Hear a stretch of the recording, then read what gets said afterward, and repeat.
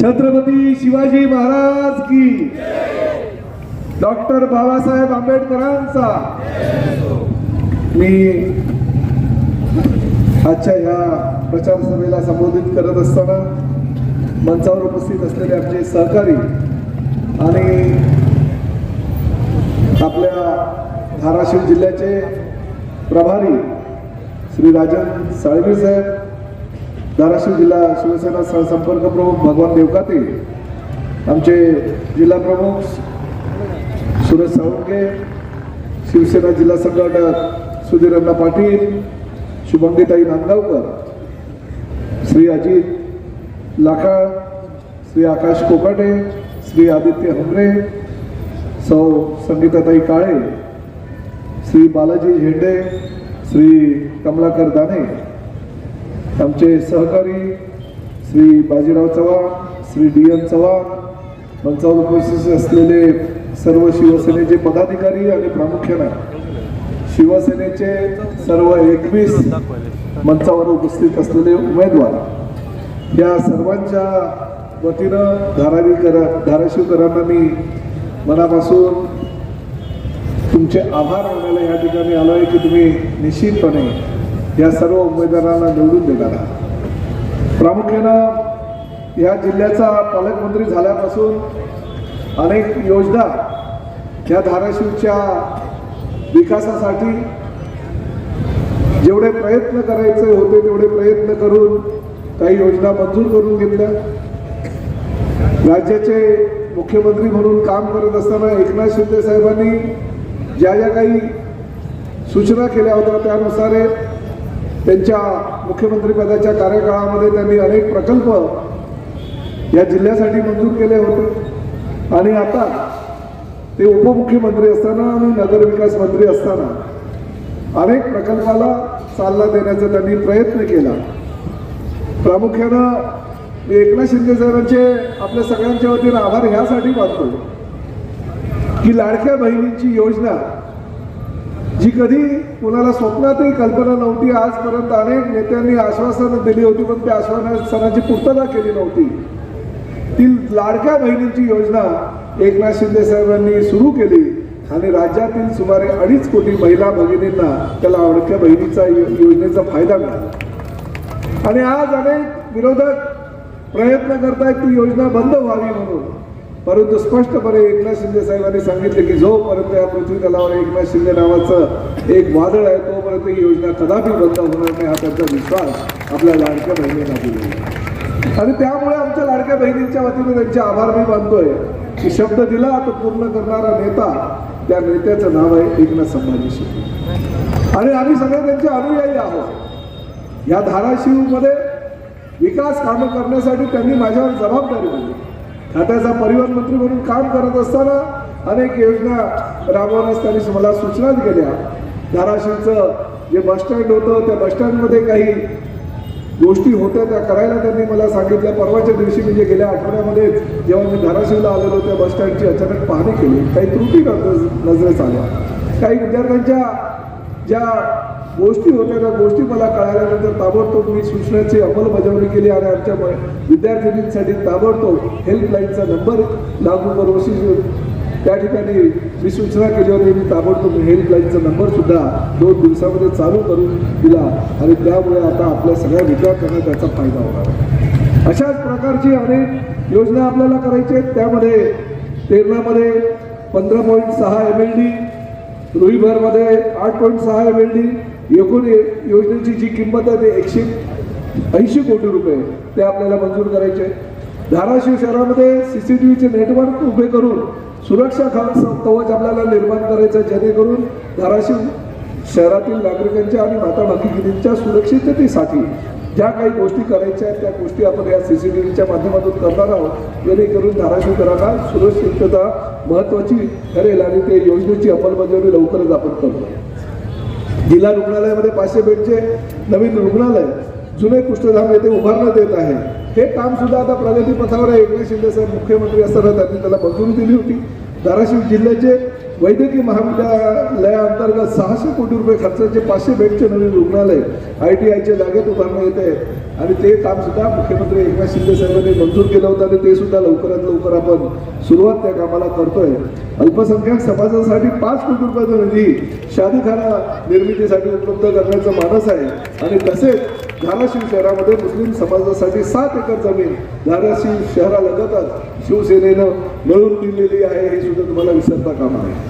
धाराशिव जिल्ह्यामध्ये अनेक विकास कामं आपल्याला करायची आहे आणि त्या विकास कामांमध्ये राजमाता जिजाऊ चौक ते छत्रपती शिवाजी महाराज चौक, भवानी चौक ते सांजा गावापर्यंत असलेल्या शहरातील अंतर्गत अतिशय मुख्य रहदारीचा असलेला हा रस्ता खड्डमुक्त करण्यासाठी आमचे जिल्हा प्रमुख सुरेश साळुंखे ते फार प्रयत्न करतात आणि हे काम सुरू झालेलं आहे. त्यामुळे त्यांचंही अभिनंदन या ठिकाणी करायला पाहिजे.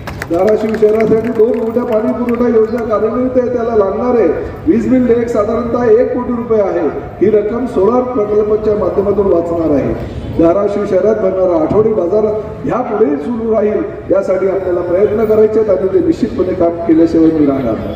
धाराशिव शहरातील उद्यानाची अवस्था अतिशय बकाल झालेली आहे. उद्यान नागरिकांसाठी उपलब्ध नाही. ताबडतोब या निवडणुकांची आचारसंहिता संपल्यानंतर जिल्हाधिकाऱ्यांच्या माध्यमातून बैठक घेऊन सर्व उद्यानं सुस्थितीत आणण्यासाठी प्रयत्न करणार आणि त्याचबरोबर आमच्या अण्णांनी सांगितलं, आपल्या सुरेश साळुंखेंनी सांगितल्यानुसार एक चांगलं सुंदरचं उद्यान, ज्या उद्यानामध्ये 51 फुटाची विठ्ठलाची मूर्ती सुद्धा आपण प्रस्तावित करू अशा प्रकारचं मोठं उद्यान या धाराशिवमध्ये निश्चितपणे मी करून देईन. धाराशिव शहरामध्ये तुळजाभवानी क्रीडा संकुलामध्ये अनेक वर्षापासून बंद असलेला जलतरण तलाव सुद्धा पूर्ण आपण चालू करणार आहोत आणि जिजाऊ चौक ते बोंबले हनुमान रस्ता हा तात्काळ मंजूर करून तो सुद्धा पूर्ण करण्याचा माझा प्रयत्न आहे.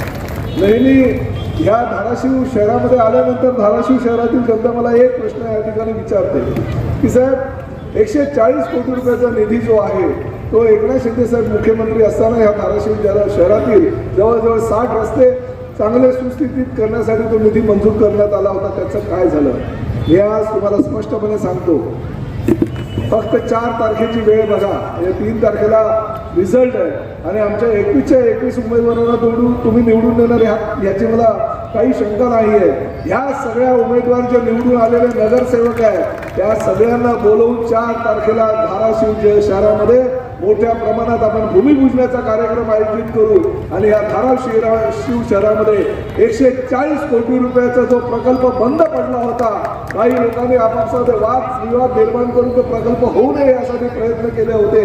त्यांच्या नाकावर टिचून आमच्या शिवसेनेच्या सगळ्या पदाधिकाऱ्यांच्या माध्यमातून या धाराशिव शहरामध्ये छत्रपती शिवाजी महाराजांच्या पुतळ्याच्या खाली आपण नारळ फोडू त्याला सुरुवात करणार आहोत असं पालकमंत्री या नात्याने मी तुम्हाला सांगतो. त्यामुळे पुढल्या वर्ष ते 1.5 वर्षाच्या कार्यकाळामध्ये अतिशय सुंदर आणि सुस्थितीत असलेले रस्ते या धाराशिवचे झाल्याशिवाय राहणार नाही याची खात्री मी तुम्हाला देतो. अनेक गोष्टी आपल्याला भविष्यामध्ये करायची, सुसज्ज असे हॉस्पिटल निर्माण करायचे, सुसज्ज अशा व्यायामशाळा निर्माण करायचे, सुसज्ज अशी उद्यानं निर्माण करायचे. परंतु जसं आमच्या नेत्यांनी ह्या ठिकाणी सांगितलं, काही लोक आपापसामध्ये वादविवाद निर्माण करतात, निवडणुका आल्यानंतर भावनिक आवाहन करतात, सोशल मीडियावर काही ना काही रील्स पाठवतात आणि त्या माध्यमातून मतदान करायचं आवाहन करतात. परंतु ह्या निवडणुकीमध्ये तुम्ही त्यांच्या जे आवाहन करतात ते खोटं आव्हान आहे, त्या आव्हानाला बळी पडू नका.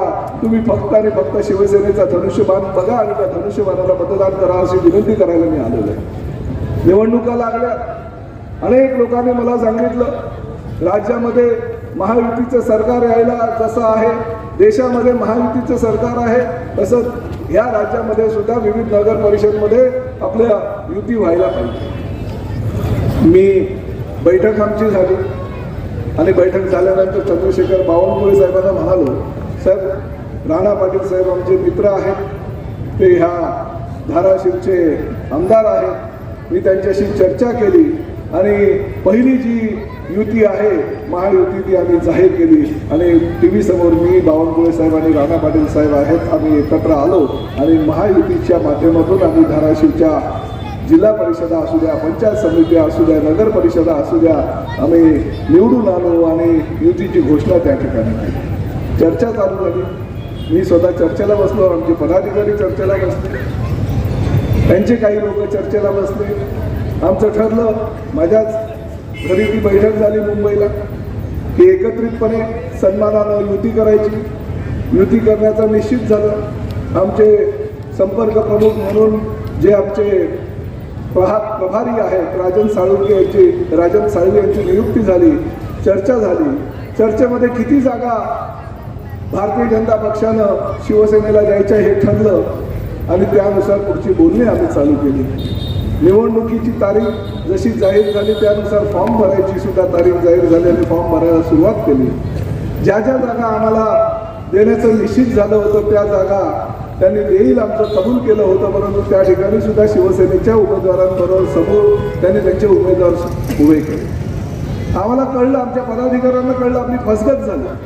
चर्चा एका बाजूला चालू होती आणि दुसऱ्या बाजूला आपल्याच उमेदवारांच्या समोर उमेदवारी अर्ज त्या लोकांनी टाकले होते. चर्चा संपुष्टात आली आणि संपुष्टात आल्यानंतर माझ्याकडे राजन साहेबांनी सांगितलं, आता साहेब काय करायचं, कारण जो निर्णय ह्या धाराशिवमध्ये आपल्याला करायचा होता तसा होत नाही. मी सांगितलं, अरे बाबा महायुती लढायचं, केंद्रात आणि राज्यात महायुतीचं सरकार आहे. एकनाथ शिंदे साहेबांची भूमिका, देवेंद्र फडणवीस साहेबांची भूमिका अशी आहे की कुठल्याही परिस्थितीमध्ये महायुतीमध्ये राज्यामध्ये लढायचं आहे आणि आपल्याला महायुतीमध्येच लढावं लागेल. परत चर्चेला सुरुवात केली, परंतु चर्चेअंती निष्पन्न काही झालं नाही. त्यांनी आपले उमेदवार उभे केले, आपण आपले उमेदवार उभे केले, परंतु शेवटी पक्ष हा तुम्हाला जसा वाढवायचा आहे तसाच आम्हालाही आमचा पक्ष वाढवायचा आहे आणि तो अधिकार आम्हाला आहे. त्यामुळे आम्हाला आमचे उमेदवार निवडून आणण्यासाठी प्रयत्न करायचे आहेत. कारण शिवसेना आमची संघटना आहे, जशी तुमची संघटना आहे, तुमचा पक्ष आहे, तसं शिवसेना हा माझा पक्ष आहे, माझ्या एकनाथ शिंदे साहेबांचा पक्ष, आमच्या सगळ्या शिवसैनिकांचा पक्ष आहे. तो जर आम्ही या ठिकाणी काही गोष्टींसाठी संपुष्टात आणला तर भविष्य आमचं उज्ज्वल होऊ शकत नाही. कारण ह्या ठिकाणी शिवसेनेच्या धनुष्यबाणावर निवडून आलेले नगराध्यक्ष आधी होते आणि तरी सुद्धा आम्ही थोडा कमीपणा घेत सांगितलं की नाही, तुम्ही आमचे मोठे भाऊ आहात, आम्ही लहान भाऊ आहात, आमचा मान सन्मान राखला गेला पाहिजे. परंतु तो मान सन्मान राखला गेला नव्हता. तरी सुद्धा मी आज दौऱ्यावर येता येता काही लोकांशी चर्चा केली. आमच्या सुधीर अण्णांशी चर्चा केली, आमच्या सुरेश साळुंखेशी चर्चा केली, आमच्या राजन साळवेंशी चर्चा केली. शेवटी करायचं काय? आपला मुद्दा जो आहे तो महायुतीचा मुद्दा आहे आणि महायुतीमध्ये लढणं गरजेचं आहे. आणि त्यामुळे ज्या पद्धतीनं उमरग्यामध्ये आमची सभा चालू झाल्यानंतर काही लोकांशी चर्चा केल्यानंतर असा निर्णय घेण्यात आला की शेवटी महायुती महत्त्वाचा घटक आहे म्हणून महायुतीमध्येच धाराशिवमध्ये लढायचं.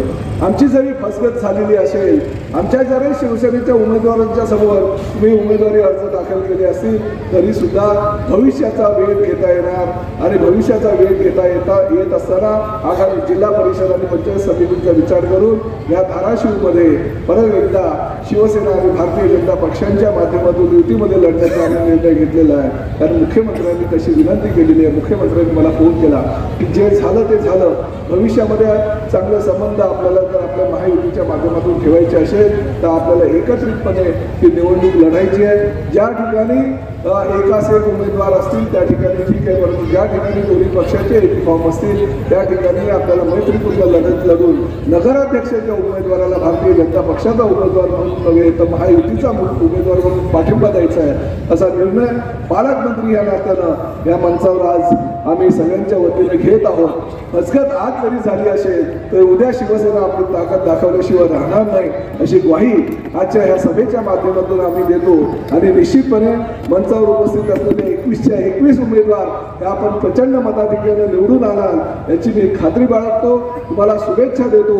एक गोष्ट या ठिकाणी निश्चितपणे सांगतो की येणारा काळ हा शिवसेनेसाठी महत्त्वाचा काळ आहे. येणारा काळ ह्या धाराशिव शहरातील जनतेसाठी आणि प्रामुख्याने विकासासाठी महत्त्वाचा काळ आहे. भविष्यामध्ये जर या धाराशिवचा विकास करायचा असेल, भविष्यामध्ये जर या धाराशिव शहरामध्ये विकासाची गंगा व्हायची असेल तर सर्वच्या सर्व शिवसेनेच्या उमेदवारांना विजयी करा असं आवाहन आपल्याला आजच्या या प्रसंगी करतो. तुम्हाला सगळ्यांना एवढा वेळ या ठिकाणी उपस्थित राहिल्याबद्दल शुभेच्छा व्यक्त करतो, धन्यवाद देतो. जय हिंद, जय महाराष्ट्र.